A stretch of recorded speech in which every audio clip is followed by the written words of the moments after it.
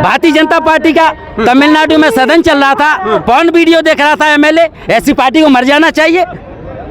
एक आदमी पेशाब कर रहा है तेरी हुकूमत के दौरान, तुझे तो पानी में डूब के मर जाना चाहिए। कितने बड़े शर्म की बात है। ऐसी सत्ता की लोलुपता, लात मार दे ऐसी कुर्सी पे। बीएसएनएल को खत्म किया, रेलवे को खत्म किया, एयर इंडिया को खत्म किया। इसके बाप की जागीर है, सरकार का तबला बजाएगी या डांस करेगी।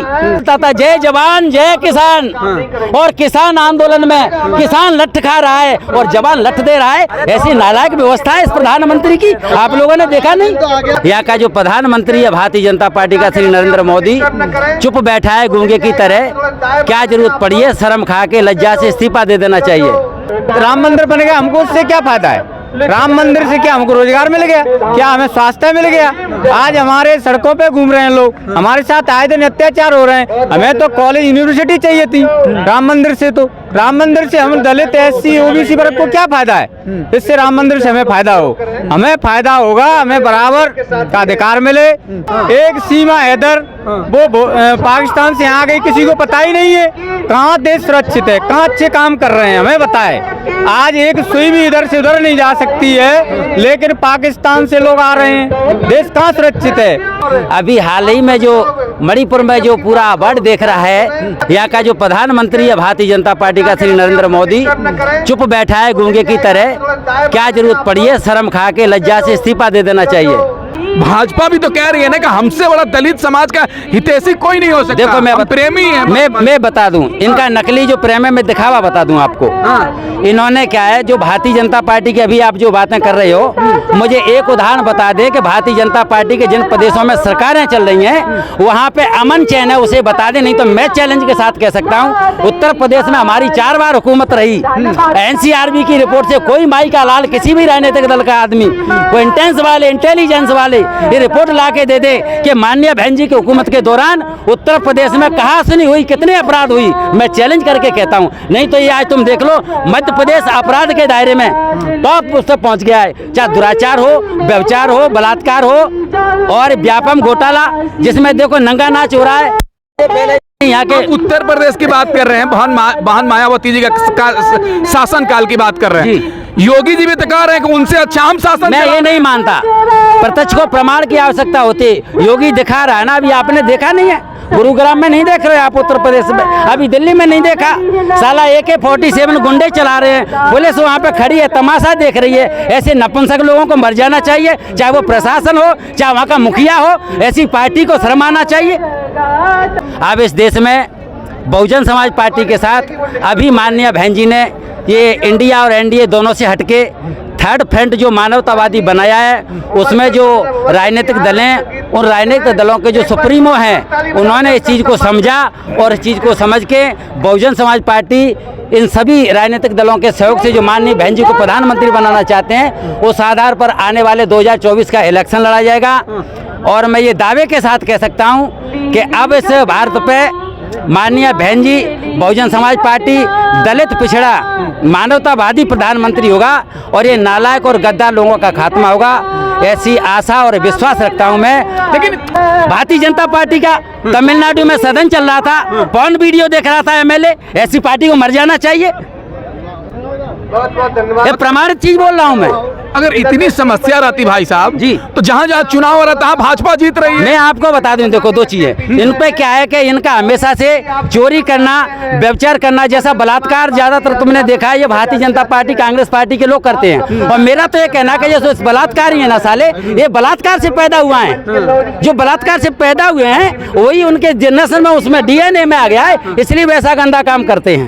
तो लग रहा है कि 24 में और 23 में बहुजन समाज पार्टी कुछ कमाल कर पाएगी। बहुजन समाज पार्टी की विचारधारा के अनुसार जो राजनीतिक दल हैं, जिन्होंने मानव साहब के भाईचारे को समझा है, वो सारे राजनीतिक दल मिलके माननीय बहन जी को इस देश का प्रधानमंत्री प्रयोग कर रहे हैं। और 2024 में थर्ड फ्रंट के माध्यम से इलेक्शन माननीय बहन जी के नेतृत्व में। भाजपा तो कह रही है कि प्रधानमंत्री का वैकेंसी ही खाली नहीं है, मोदी है तो मुमकिन है, मोदी जी के अलावा कोई है ही नहीं। इनको झूठ बोलने में शर्म नहीं आती। सुबह से शाम तक इन पर झूठ बोलवा लो, अभी आप बुरा मान जाएंगे। मणिपुर की घटना को इलेक्ट्रॉनिक मीडिया वाले, प्रिंट मीडिया वाले ऐसा लगा माना इनको लकवा मार गया हो, कहीं कोई दिखा नहीं रहा राष्ट्र के अंदर क्या हो रहा। व्यापम घोटाले में तुम देखो, जो मध्य प्रदेश में टॉप मोस्ट जो आया था अभ्यर्थी, जो दूसरे नंबर का अभ्यर्थी था, आप जैसे लोग आपके साथ ही पहुंचे वहां पे जाके उससे पूछ रहे हैं कि नर्मदापुरम किस संभाग को कहा जाता है, वो इतना नहीं बता पा रही है। तो इससे सिद्ध होता है कि ऐसे नालायक लोगों ने जो इनको जो फर्जी नियुक्तियां दी हैं वो जाहिर हो रहा है। एक आदमी पूरे स्टेट में टॉप करेगा और उसे ये पता नहीं है कि किस संभाग को किस नाम से पुकारा जाता है। ये सब सारी चीजें क्या है आप लोग नहीं जानते, बताया नहीं हुआ भ्रष्टाचार। हाँ, भाजपा कह रही है भ्रष्टाचार मुक्त प्रदेश बन गया। नहीं बता तो दे कहाँ पे मुक्त हुआ। नरेंद्र मोदी ने सारे राष्ट्र में बोलता है जनधन खाते में मैं 15 लाख रुपए भेजूंगा। इतने बड़े पैमाने पे झूठ बोल रहा है और आज दिन तक पाई नहीं आई उन लोगों को। किसानों के साथ देखो बोलता था जय जवान जय किसान, और किसान आंदोलन में किसान लठ खा रहा है और जवान लठ दे रहा है। ऐसी नालायक व्यवस्था है इस प्रधानमंत्री की, आप लोगों ने देखा नहीं कहाँ पे आ गया। काला धन वापस लाएंगे। तुम लोगों को कोई अलग से कोई चश्मा दिया होगा जिसमें आपको दिख रहा होगा, सारे राज्य के लोगों को तो किसी को दिख नहीं रहा है ना। आप लोग जवाब दें।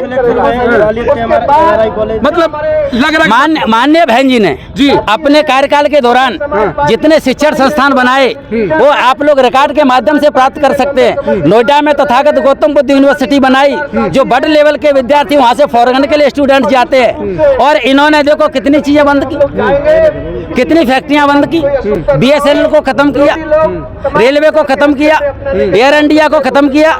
इसके बाप की जागीर है, सरकार का तबला बजाएगी या डांस करेगी। भाई हम लोग यहाँ पे आए हैं, हम लोग यहाँ पे आए हैं पैदल मार्च करने के लिए आए हैं। राजपथ पे जाके महामहिम राज्यपाल महोदय को ज्ञापन देंगे और हम लोग जाके सड़क पर उर्दंग करें तो आप लोग हमें क्या कहोगे? क्या कहोगे? नालायक कहोगे, उर्दंगी कहोगे ना।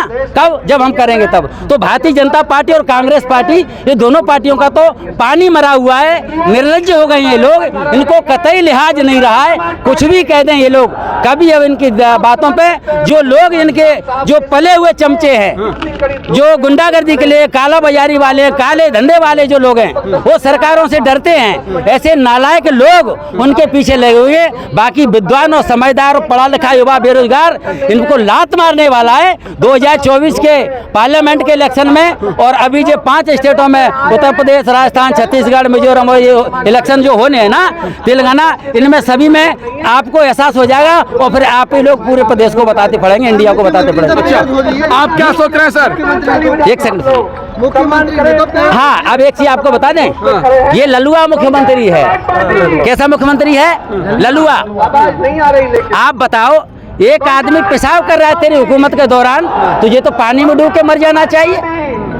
कितने बड़े शर्म की बात है। ऐसी सत्ता की लोलुपता, लात मार दे ऐसी कुर्सी पे। माननीय बहन जी ने CM की कुर्सी से डिस्चार्ज किया। देश के सर्वोच्च सदन में, राज्यसभा में सब्बीरपुर की घटना पर जब माननीय बहन जी को राज्यसभा के सभापति के द्वारा निश्चित वक्त नहीं दिया गया, उन्हें केवल 2 मिनट का वक्त दिया। 2 मिनट के वक्त में भी जो विरोधी मानसिकता के जो राज्यसभा के सांसद थे, माननीय बहन जी की बात को उस समय नहीं सुन रहे थे, टेबलें थपथपा के शोरगुल कर रहे थे, माननीय बहन जी ने वापस से डिस्चार्ज किया। इसको आज़ाद कहते हैं? ये हुक्मरान है माननीय बहन जी के समय में कोई बता दे बड़े अपराध, NCRB की रिपोर्ट निकाल लो। मैं नहीं कह रहा ना अपनी ओर से। तो ये है। दूसरा ये भाई आप लोगों से भी अनुरोध है, हो सके कि अपनी आज़ादी का भी ख्याल रखें, बुरा न माने। मैं तो स्पष्ट कहने वाला आदमी हूँ। आज मर गए आप लोग, चौथा स्तंभ जिसे कहा जाता, व्यवस्थापिका, कार्यपालिका, न्यायपालिका के बाद में media, electronic media, print media जो चौथा स्तंभ होता है, इनका ऐसा रोल हो गया मानो इनको तुषार ले गया।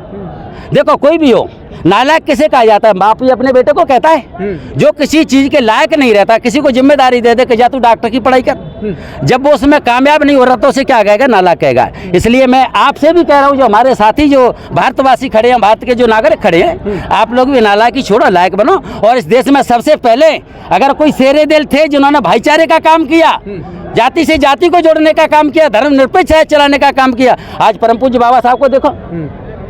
और ये जो पैदाइशी गुंडे हैं इस देश के अंतर्गत, दलित, पिछड़े, SC, ST, OBC, माइनॉरिटी के आदमी, आदिवासी लोग, ये कभी किसी की प्रतिमा नहीं तोड़ते। ये वही तोड़ते हैं प्रतिमा जो बलात्कार से पैदा हुए हैं। वो तो कह रहे हैं, तो बाबा है झोला उठा के चल देंगे। कौन प्रधानमंत्री? के प्रधानमंत्री? बाबा है झोला उठा के देखो भाई, चल एक बात बताऊंगा आपको, पुलिस जब किसी अपराधी को पकड़ती है तो वो क्या कहता है, साहब मैंने चोरी नहीं की है, फिर कहती है सही सही बता रहे, फिर कहता है मैंने नहीं की है। जब थप्पड़ और लात पड़ते हैं ना तो अपने आप बोल देता है कि साहब मैंने चोरी की है। ये अपने आप समझ जाएगा, इसकी भी बारी आने वाली है। बताओ, इसकी डिग्री जो एक देश का प्राइम मिनिस्टर है, उसकी डिग्री में अभी जो अरविंद केजरीवाल वो लेके आए, तो उसमें देखो जो कॉपी सार्वजनिक की थी अमित शाह ने, उस कॉपी में यूनिवर्सिटी की स्पेलिंग ऊपरी कॉलम में अलग स्पेलिंग है, हाँ, और नीचे वाले कॉलम में यूनिवर्सिटी की स्पेलिंग अलग है। तो ये फर्जी लोग और फर्जी इनको चलाने वाले और फर्जी इनको दिखाने वाले। भाजपा कैसा काम कर रही है भाई साहब? ऐसे आदमी को देश का प्रधानमंत्री बना दिया है जिससे देश भी सुरक्षित नहीं है। आज मध्य प्रदेश में देखा जाए, दलितों के साथ हो, चाहे आदिवासियों के साथ हो, चाहे ओबीसी के साथ हो, आए दिन इतने अन्य अत्याचार हो रहे हैं। और आज भ्रष्टाचार इतनी चरम सीमा पे, चाहे आप क्या नाम है, व्यापम घोटाला ले लो, आज आप पटवारी घोटाला ले लो, शिक्षक घोटाला ले लो, इतना भ्रष्टाचार हो रहा है। अधिकारी ही खुद सरकार बन बैठे हैं, लेकिन जनता ने मन बना लिया है अब कि हम ग्वालियर चंबल का पानी हैं, हम मुरैना जिले से चल के आए हैं, तो हम यहाँ से भाजपा कांग्रेस को उखाड़ करके फेंकेंगे। हमने निर्णय ले लिया है। एक एक जनता वहाँ से इनको इस तरह भगाने का काम कर रही है, इनके अत्याचार से इतना पीड़ित हो गई है कि सारे वर्ग दुखी और पीड़ित है। और बहुजन समाज पार्टी विचारधारा के साथ लोग आ रहे हैं और हमें भरोसा है हम मुरैना ग्वालियर चंबल संभाग से ज़्यादा सीट जीत करके देंगे। भाई साहब, आप कह रहे हैं मोदी जी अच्छे काम नहीं कर रहे हैं। मोदी जी कह रहे हैं कि आजादी के बाद से इतने मजबूत प्रधानमंत्री बने जिनका 56 इंच का सीना है। आप देख लीजिए, एक सीमा हैदर वो पाकिस्तान से यहाँ गई, किसी को पता ही नहीं है कहाँ देश सुरक्षित है, कहाँ अच्छे काम कर रहे हैं, हमें बताए। आज एक सुई भी इधर से उधर नहीं जा सकती है, लेकिन पाकिस्तान से लोग आ रहे हैं। देश कहाँ सुरक्षित है? आज आप देख रहे हो देश का सारा जो निजीकरण कर दिया, जिसमें एयरलाइंस को ले लो, रेलवे को ले लो, चाहे आप कौन से, सब सारा उन्होंने बेच ही दिया।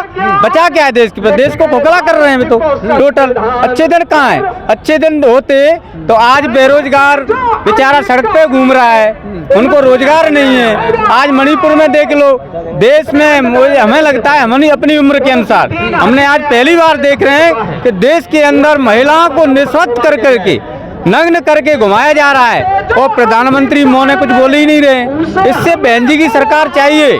बहन जी की सरकार में गुंडे मवाली, मैं तो कह रहा हूँ जब देश की प्रधानमंत्री बहन जी बनेगी तो यहाँ देश के जितने गुंडे बदमाश हैं वो देश छोड़ करके ही भागेंगे और ऐसी मजबूत सरकार बनेगी जिन्होंने लॉ एंड ऑर्डर जो देश के अंदर यूपी में चलाया, आप सबको देश को पता है, उनके लॉ एंड ऑर्डर में कोई भी गुंडागर्दी नहीं थी। राज्य को छोड़ के चले गए यूपी से गुंडे बदमाश।